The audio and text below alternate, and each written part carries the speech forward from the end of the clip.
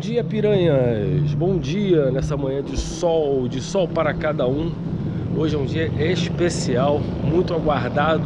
Hoje vou fazer a Rota do Cangaço. A rota, exatamente, que partiu daqui de Piranhas. Os macacos da volante, como diziam naquela época, né, os policiais da operação policial, partiu na madrugada do dia 28 de julho de 1938 para fazer a emboscada do bando de Lampião na Grota do Angico, que fica em Sergipe.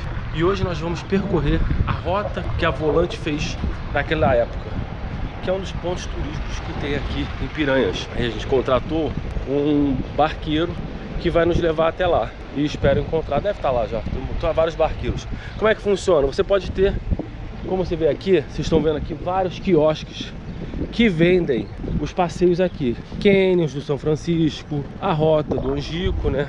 Mas a gente pode também contratar a parte dos barqueiros que ficam ali. E os barqueiros levam a gente também. Você também tem a opção dos barqueiros. Agora a gente vai procurar o Alan. Alan! Não cabe não. Onde está meu amigo Alan? Ô Alan! Chegou ele, é o homem, Alan. Vai, Diana, explica aí. Pode embarcar. Pode subir? Vai, gente, nessa loja grande? Só vocês. Oxe, que... Pra você aqui e daqui. É isso, gente. Agora a gente vai explorar a Rota do Angico. Mas se você contratar o barquinho, custa R$240 o barco. Se tivesse mais gente, os R$240 seriam diluídos. Então assim, a gente contrata o barco, a voadora, pelo Rio São Francisco. Isso sim é emoção, gente. Isso sim é um grande dia.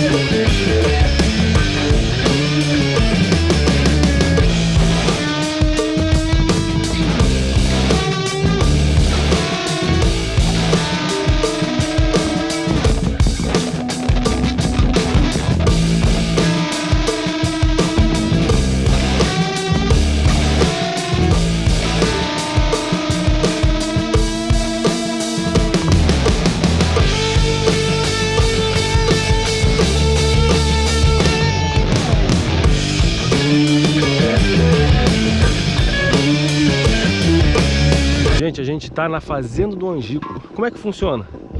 Às 9 horas parte o tour até a Grota do Angico, onde foi a emboscada de Lampião. E o guia vai contando toda a história pra gente, de como foi a operação policial, ou a volante da polícia, para capturar o bando de Lampião. E tudo parte daqui, ó, da Fazenda do Angico. Aqui você tem um almoço, tem todo um apoio para turista aqui, criado justamente para isso. E o tour parte da casinha do coiteiro de Lampião.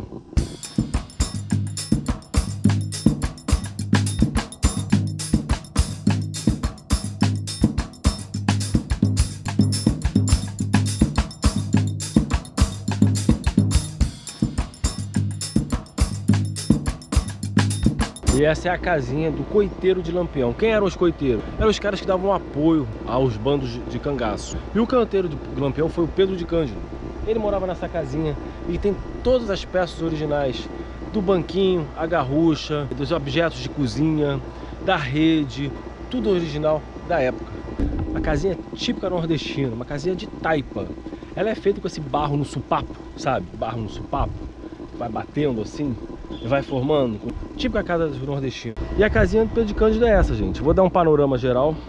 O fogão, né? Aqui já tem um fogão. Deixa eu ver aqui pra vocês. Fogão. Ó, aqui é o pegador que virava lenha. E nota que o teto tá todo preto. Você não tinha uma chaminé para escoar a fumaça. Então ela ficava impregnada no teto todo preto, que é diferente do teto daqui, que já tá mais clarinho, ó. O armáriozinho, os objetos para cozinha, uma mesinha, mesa para jantar, o pilão para amassar a tapioca, a farinha, o cuscuz, e a sala com o radinho, que era a única diversão que tinha na época, para você ver notícias, escutar música. Esse aqui é o tenente João Bezerra da Silva. Aqui é Curisco e Dadá, Maria Bonita e Virgulino Ferreira da Silva, o capitão Lampião. E aqui é o coiteiro Pedro de Cândido. e a famosa foto marcando o fim do bando de Lampião na escadaria da prefeitura, lá em Piranhas, na prefeitura de Piranhas. Vou fazer um panorama geral para vocês da casinha do coiteiro e também uma casinha que retrata muito bem a vida rústica do nordestino, do sertanejo, aquele que vive dentro da caatinga. É uma casa de barro, ó, de barro, sabe? Socado, barro socado.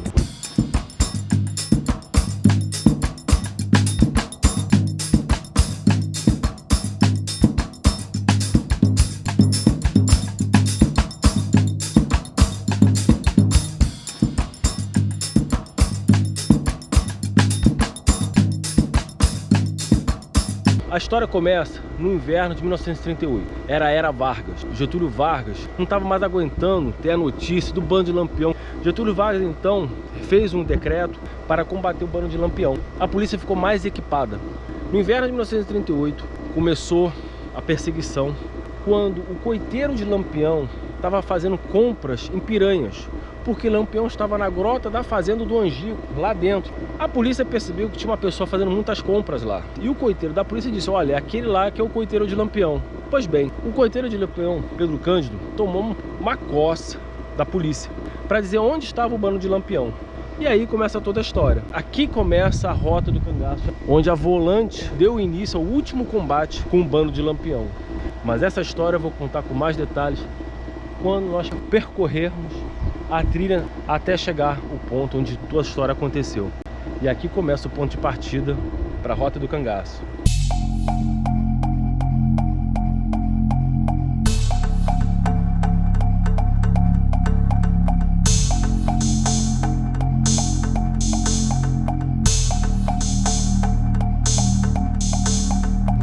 Isso porque a trilha foi aberta, hein? Imagina na época, passando facão para tirar todo o chique-chique e todos os cactos que estavam no caminho. Gente, é uma subida íngreme, bem elevada, vamos botar assim, que cansa, viu? É bem puxado, ó. Gente, essa trilha é original do Cangaço. Foi por aqui que o tenente João Bezerra e os 48 policiais da Volante percorreram a trilha. E em determinado ponto, a Volante se dividiu em três para fazer o cerco aonde estava Lampião e seu bando. Detalhe, você paga R$20 por pessoa para fazer a caminhada com a guia. Leve água e sapato confortável.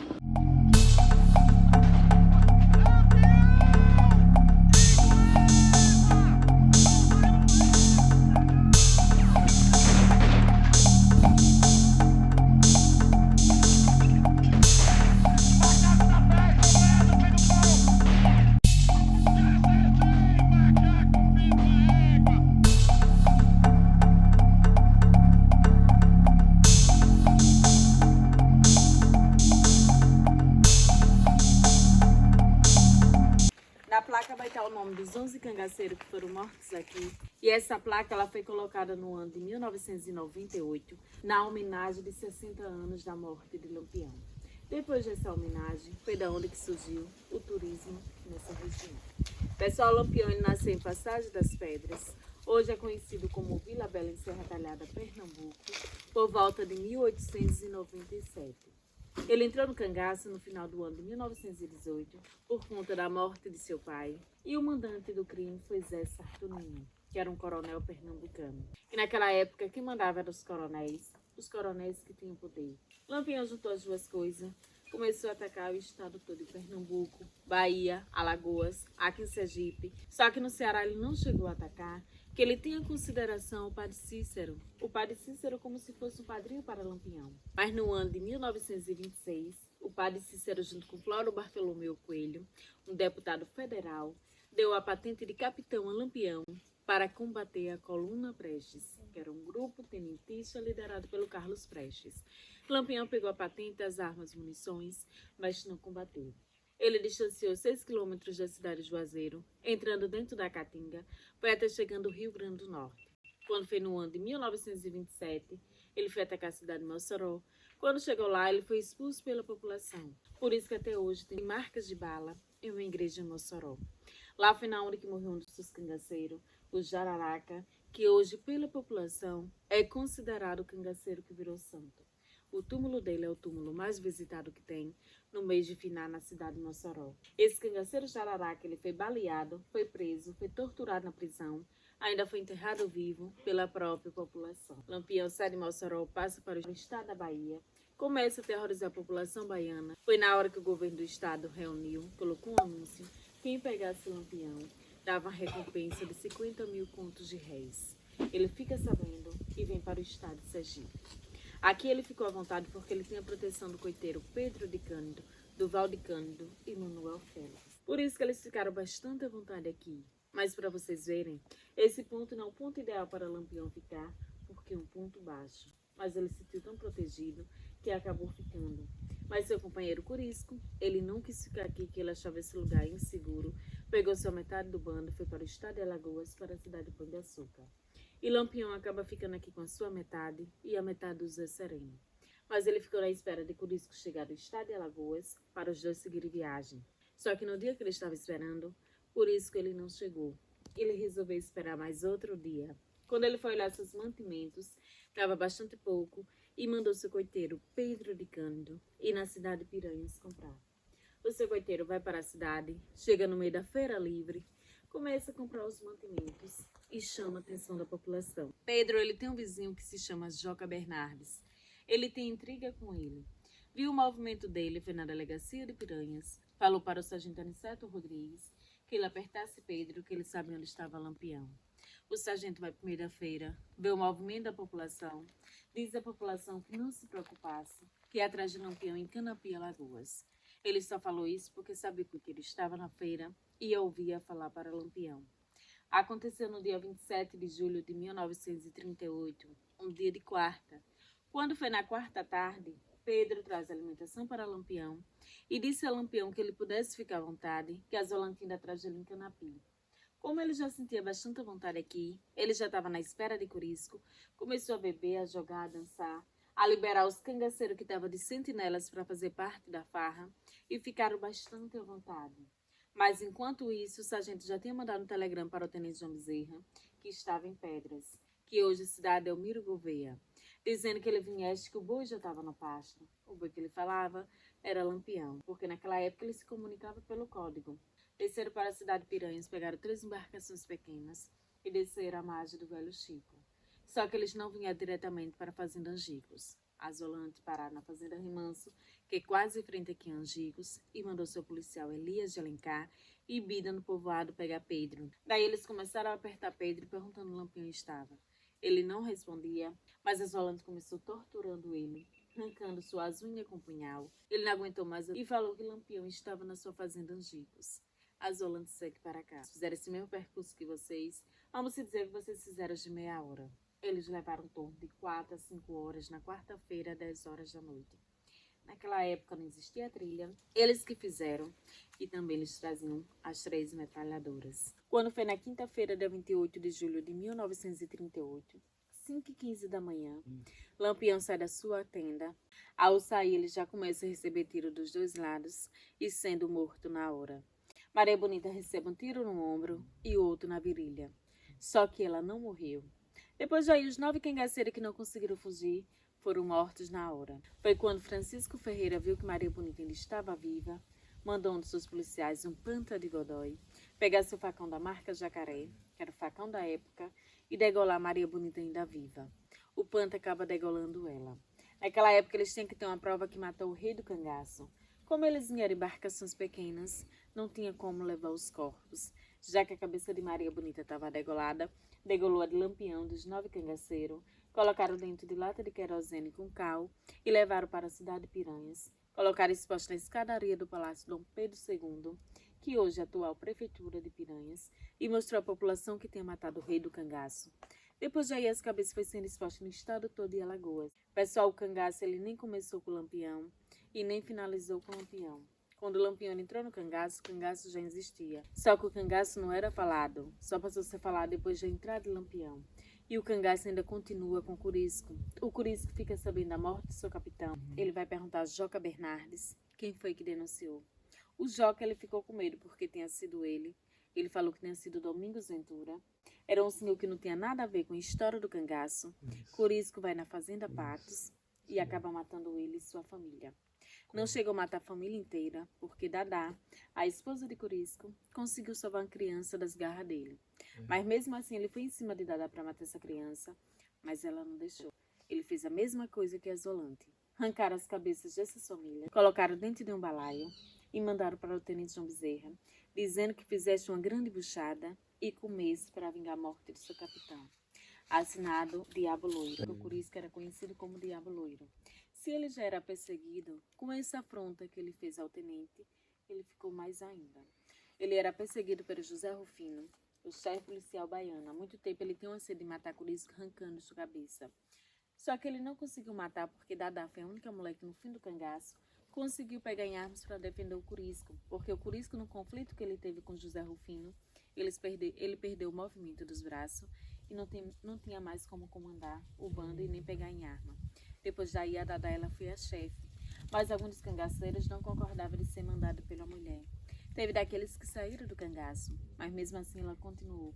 Quando foi dia 25 de maio de 1940, eles decidem sair desta vida do cangaço. José Rufino fica sabendo, vai à procura, acaba matando Corisco e atingindo Dadá com um tiro no pé. Ela não cuida do ferimento, acaba perdendo a perna e vai sendo presa. Ela cumpriu com a pena de 6 anos e depois viveu sua vida normal lá em Salvador. Só que no ano de 1994, ela faleceu. Depois da morte de Corisco, encerra a história do cangaço. Hoje o cangaço Nordeste tem mais de 170 anos de história. Tá? Alguma dúvida? Perfeito, perfeito. Que lindo, muito obrigado. Obrigada.